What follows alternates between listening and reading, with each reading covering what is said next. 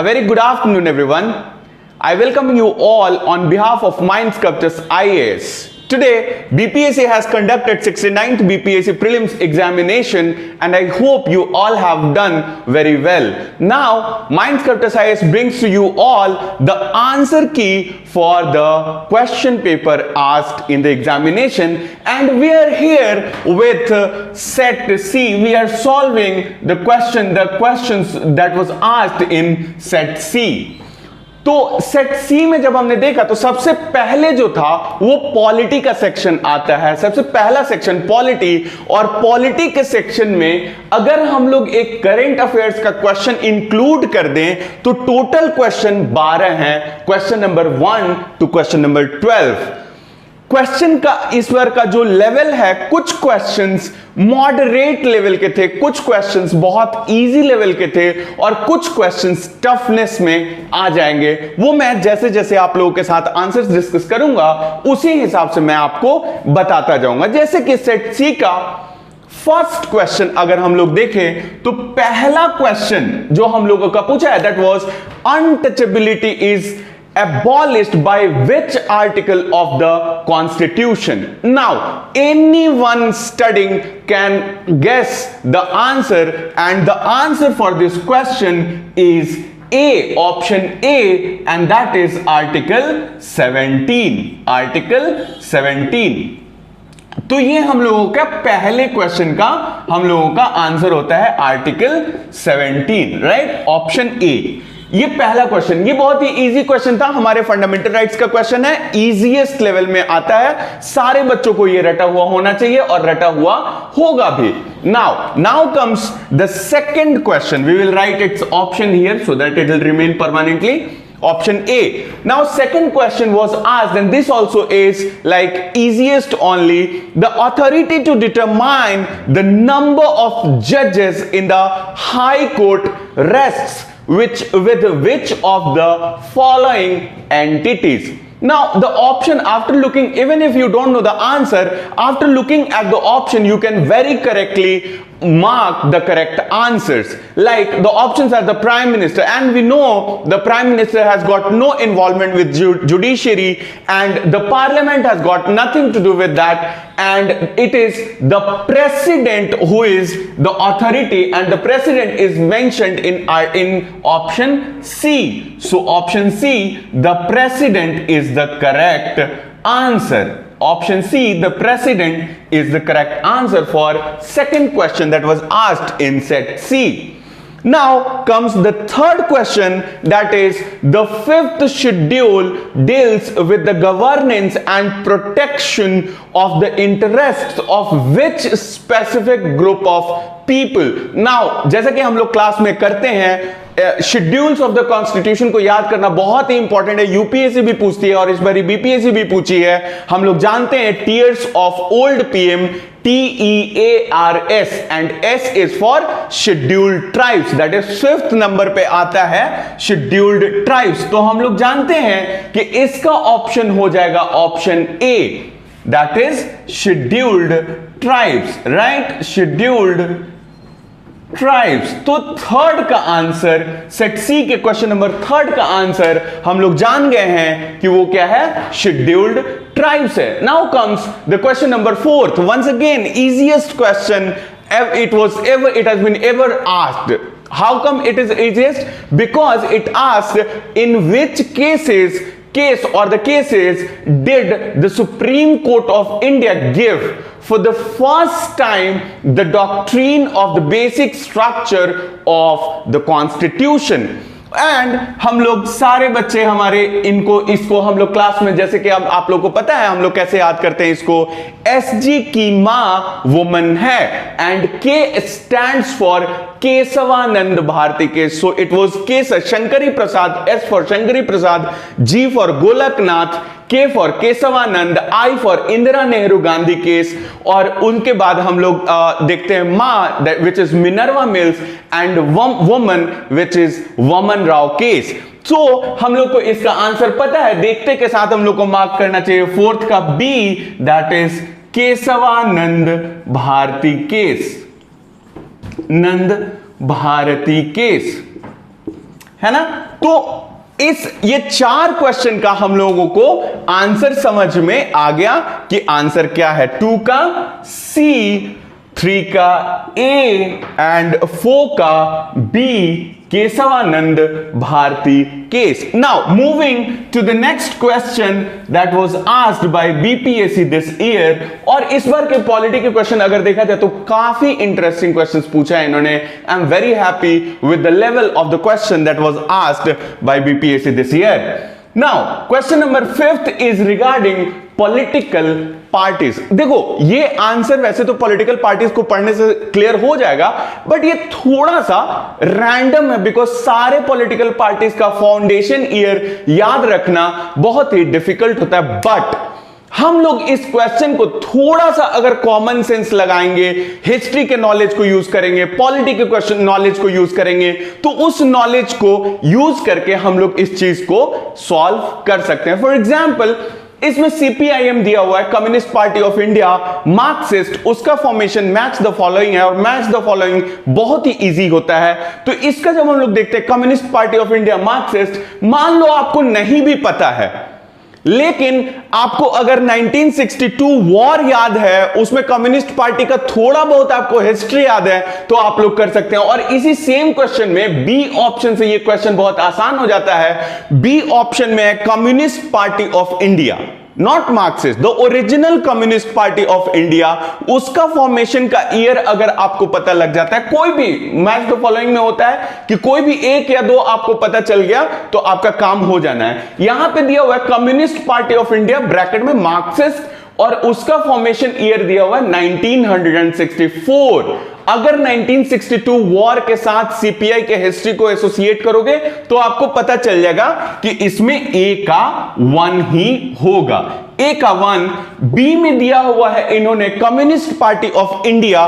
Communist party of India सब लोग जानते हैं कि उसका फॉर्मेशन 1925 में हुआ था, तो उसका यहां पे 1998 दिया हुआ है जो कि गलत है, तो उसका हम लोग मार्क करेंगे 3, बी का 3। वैसे आपको ए का 1 अगर पता चल गया और ऑप्शन में जाकर के चेक करोगे तो सिर्फ एक ही ऑप्शन है जहां पे ए का 1 दिया हुआ है and that is option C. तो यहां से भी आपका सीधा सीधा ये आंसर सॉल्व, क्वेश्चन सॉल्व हो जाता है। बट फिर भी टू इलेबोरेट फर्दर हम लोग ये देख सकते हैं, अगर बहुजन समाज पार्टी का थोड़ा सा आप लोग को हिस्ट्री पता होगा, अगर नहीं पता है तो भी कोई बात नहीं, आपका सीपीआई से ही बीपीएससी चाहता था कि आपका ये क्वेश्चन सॉल्व हो जाए, तो सीपीआई के बेसिस पे ही हो जाएगा। सी में बहुजन समाज पार्टी है which was formed in 1984, तो इसका ऑप्शन हो जाएगा, बीएसपी का ऑप्शन हो जाएगा 4।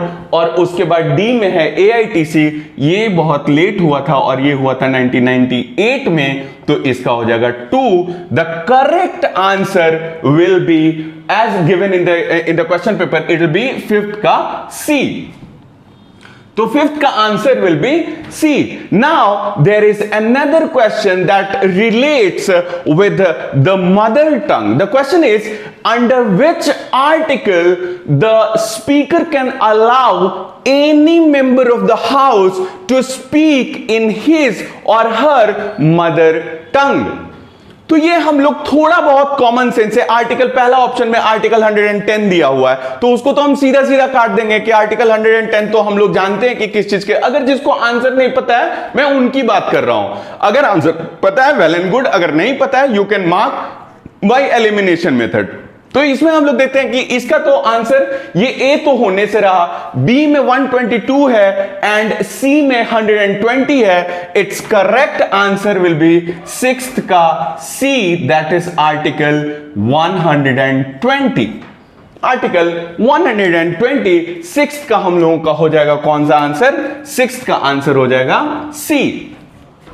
नाउ अब हम लोग आते हैं दूसरे क्वेश्चन में, 7th नंबर क्वेश्चन में। 7th नंबर क्वेश्चन का थोड़ा सा लेवल अच्छा था, और लेवल क्या, कॉलेजियम सिस्टम बहुत ही कॉमन सिस्टम है, हम सभी इसके बारे में जानते हैं कि उसमें अपॉइंटमेंट ये वो कैसे सारी चीजें होती हैं। हम लोग क्लास में इस चीज को जुडिशियरी वाले चैप्टर में हम लोग पढ़ते हैं इसको।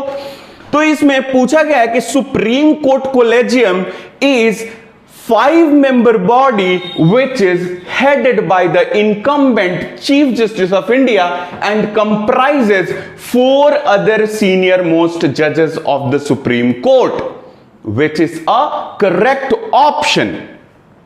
और उसके बाद हम लोग दूसरा ऑप्शन देखते हैं, the parliament by law has evolved the collegium system. Now anyone aware with the collegium system knows this fact that it was not the parliament who evolved the collegium system, rather the judiciary, which is given in the option 4th, which says the collegium system was introduced in the year 1993 by Justice P.N. Bhagwati in the landmark first judge's case. Now this option is correct or incorrect, that is we have to see, we will see as the lecture proceeds, but यहां पे clearly लिखा हुआ है कि the parliament by law has evolved the collegium system and it is an incorrect option.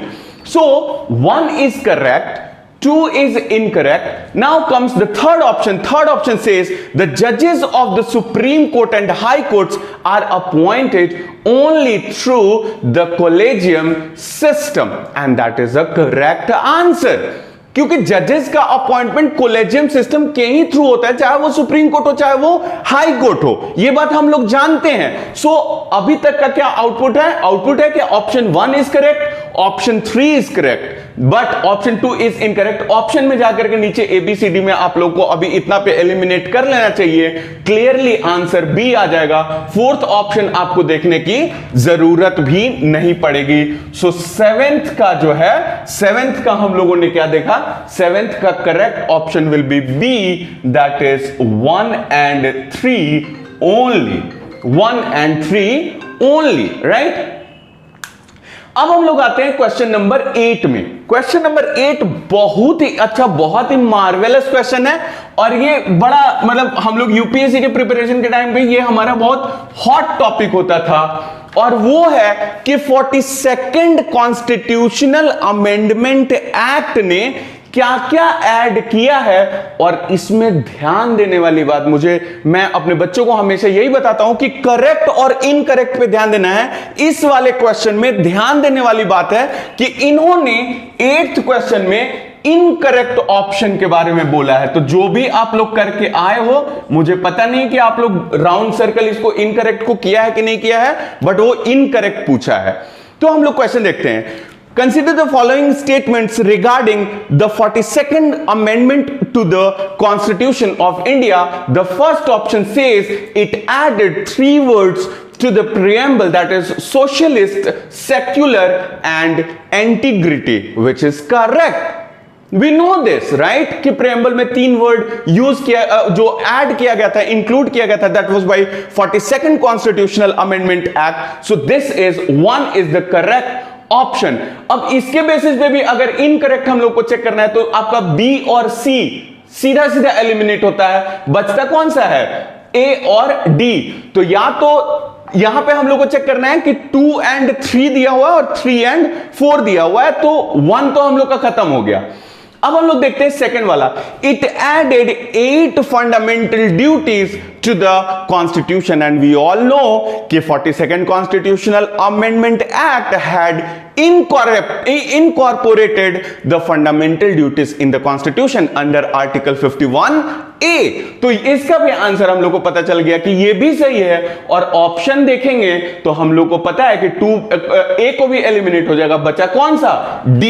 तो 8 का incorrect option जो है वो D है, which is 3 and 4. ऑप्शन पढ़ने का भी जरूरत नहीं है, हालांकि मैं आप लोगों के लिए ऑप्शन पढ़ देता हूं.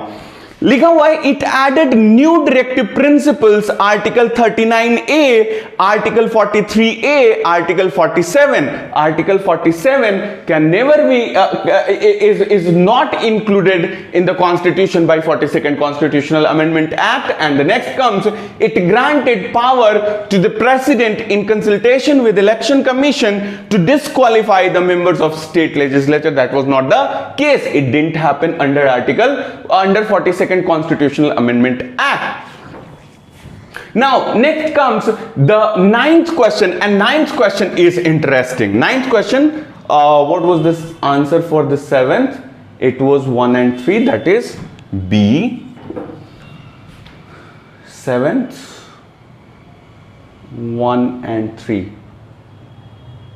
Yes, and for 8th it is D. For 8th it is D. Now the question number 9 says the specifications required for a community to be declared as scheduled tribes are. ये बड़ा common sense का question है. Common sense क्या है, इसमें 3-4 factors होते हैं जो आप शेड्यूल्ड ट्राइब्स वाला चैप्टर जब पढ़ोगे तो वहां पे वो वाली चीजें दी हुई हैं. It is included even in Laxmikanth. और वहां पे हम लोग देखते हैं कि पहला रिक्वायरमेंट, स्पेसिफिकेशंस रिक्वायरमेंट क्या है, वो है indications of primitive traits, which is correct. Distinctive culture, correct. Shyness of contact with community at large, correct. And the next is backwardness and geographical isolation, correct. So of question number 9, D is the answer, all of the above. D is the answer, all of the above. And now this is the easiest. It's like lollipop, right? From which country the Indian Constitution has taken reference for the idea of fundamental rights? And we all know it is the United States of America. So for question number 10, the answer is D. You are not even required to look at the options. So it is option D, and that is for question number 10th. It is what? D, the United States of America, USA.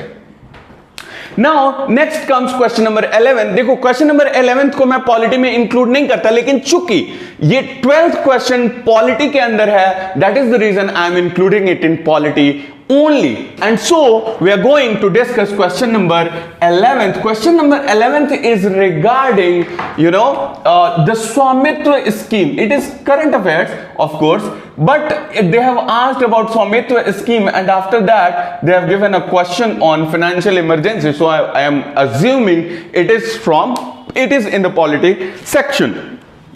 Once again, those who have studied the current affairs, Swamitwa scheme must be in their mind, because all the current affairs booklet must have incorporated this. Now, what is given in Swamitwa? The first option is, it is the central sector scheme under the Ministry of Mines. देखो अब क्या हो गया ना, BPSC में जैसा हम लोग क्लासरूम में डिस्कस करते रहते हैं, option elimination is the key. यहां पे भी ऑप्शन एलिमिनेशन हम लोग करेंगे, बस ऑप्शन एलिमिनेशन ही करना है हम लोगों को. यहां पे दिया हुआ है it is a central sector scheme, we don't know, but under the ministry of mines.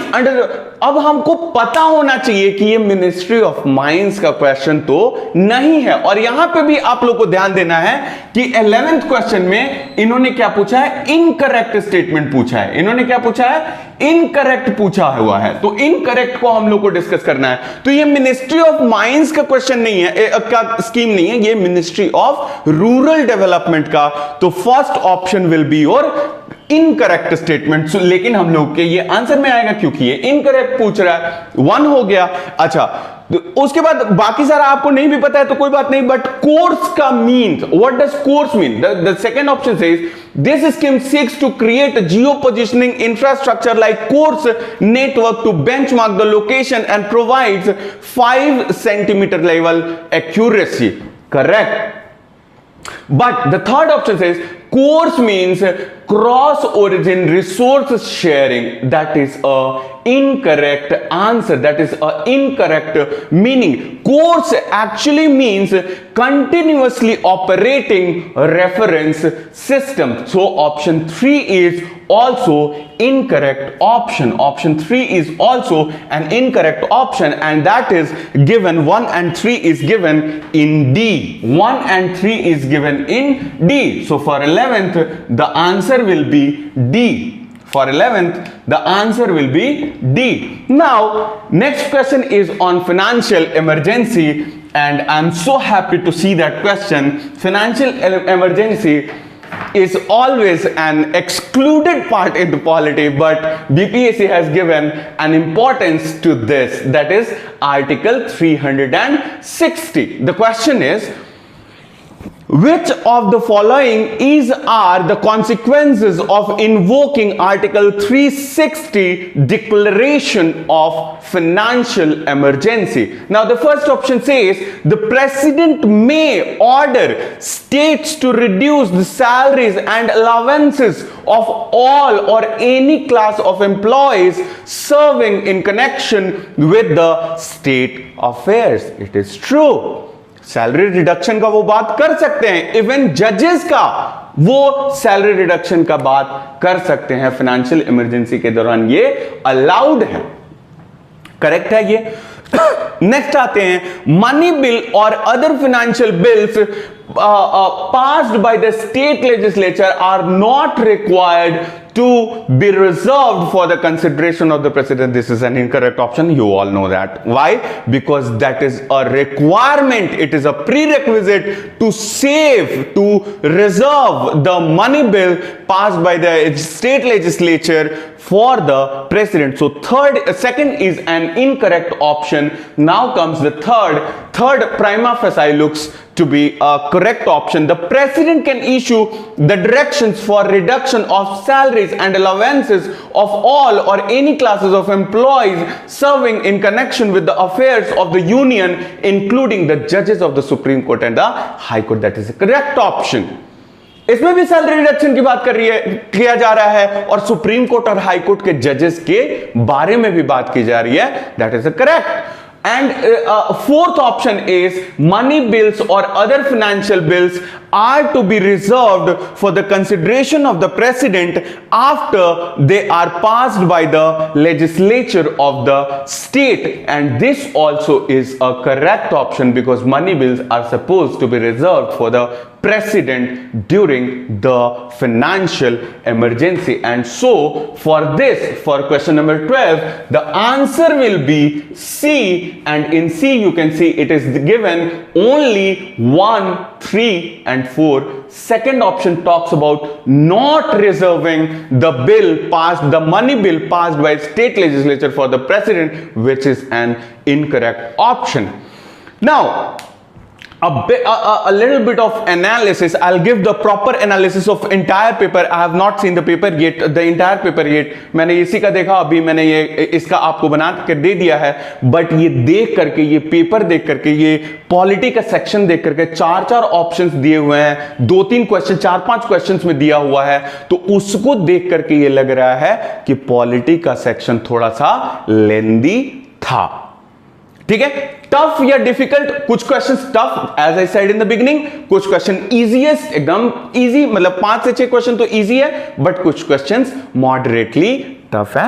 That will be all for now, and we will be coming up with the next answers of entire paper will be coming in another video. This is the final answer for set C. Question number 1A, 2C, 3A, 4B, 5C, 6C, 7B, 8D, 9D, 10D, 11D, and for 12 the answer will be C, right? So that will be all.